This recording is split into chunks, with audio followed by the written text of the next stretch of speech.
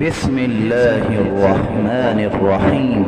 القارعة ما القارعة وما أدراك ما القارعة يوم يكون الناس كالفراش المبثوث وتكون الجبال كالعهن المنفوش فأما من ثقلت موازينه فهو في عيشة راضية وأما من خفت موازينه فأمه هاوية وما أدراك ما هي نار حامية.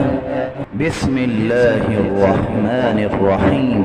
القارعة ما القارعة وما أدراك ما القارعة يوم يكون الناس كالفراش المبثوث وتكون الجبال كالعهن المنفوش فأما من ثقلت موازينه فهو في عيشة راضية وأما من خفت موازينه فأمه هاوية وما أدراك ما هي نار حامية.